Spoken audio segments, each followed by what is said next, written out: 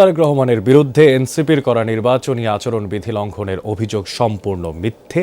এটাকে হাইপার প্রোপাগান্ডার অংশ বলছেন বিএনপির সিনিয়র যুগ্ম মহাসচিব রুহুল কবির রিজভী। আরাফাত রহমান কোকোর মৃত্যুবার্ষিকীতে রাজধানীর বনানীতে তার কবর জিয়ারত শেষে এই কথা বলেন রিজভী আহমেদ। বলেন 111 এবং আওয়ামী লীগ সরকার আমলে শারীরিকভাবে ও মানসিকভাবে নির্যাতনের কারণে আরাফাত রহমান কোকো মারা যান। এছাড়াও তিনি দাবি করেন নির্বাচন কমিশনের অনুরোধে উত্তরবঙ্গের সফর স্থগিত করেছিলেন তারেক রহমান। পরবর্তীতে নির্বাচন কমিশনের নিয়ম অনুসারে প্রচারণায় অংশগ্রহণ করেন তিনি। তারেক রহমানের নেতৃত্ব গুণে ও বক্তব্যে ঈর্ষান্বিত হয়ে প্রতিপক্ষরা জনগণের মাঝে বিভ্রান্তি ছড়াচ্ছে বলেও দাবি করেন রুহুল কবির রিজভী।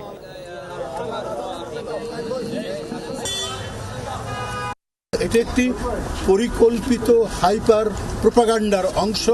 জনাব তারেক রহমান তিনি তার যে ডিসেন্ট কথাবার্তা, তার যে চমৎকার বক্তব্য এবং জনগণের সাথে সম্পর্কিত এবং জনগণের সাথে মিথস্ক্রিয়ার মাধ্যমে তার বক্তব্য যে আজকে প্রশংসিত হচ্ছে, তার নেতৃত্বে যে আজকে সারা দেশের মানুষের কাছে গ্রহণযোগ্য, এটিকে মেলাইন করার জন্য, এটি জনগণের কাছে বিভ্রান্তি তৈরি করার জন্য কথা বলা।